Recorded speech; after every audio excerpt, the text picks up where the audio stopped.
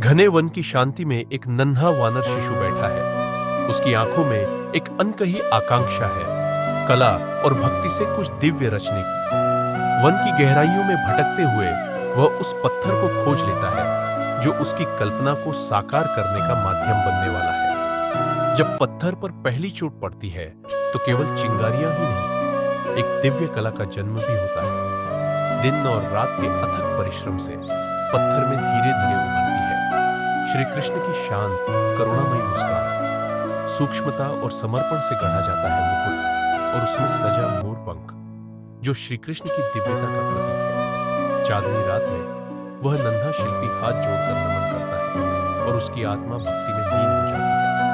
प्रातःकाल की रोशनी में पत्थर से आकार लेता है श्री कृष्ण का दिव्य शरीर, संतुलित, सौम्य और अलौकिक। समय के साथ साथ शिला एक जीवंत रूप धारण करने लगती है, जैसे स्वयं श्री कृष्ण प्रकट हो रहे हों। थोड़े विश्राम के क्षणों में भी उसकी दृष्टि उसी रचना पर टिकी रहती है, प्रेम और अपनत्व से भरी हुई।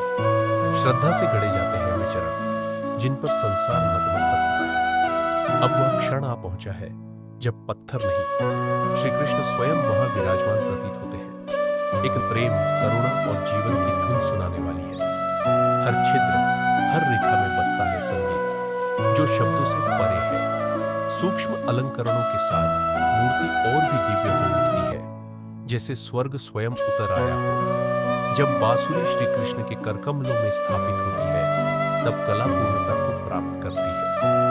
सूर्यास्त की स्वर्णिम आभा में श्री कृष्ण की मूर्ति प्रकाशमान हो उठती है और नेत्रों से आनंद के अश्रु बहने लगते हैं। और भक्ति स्वीकार वन के हृदय में खड़ी यह मूर्ति साक्षी है कि जब कला और भक्ति मिलती है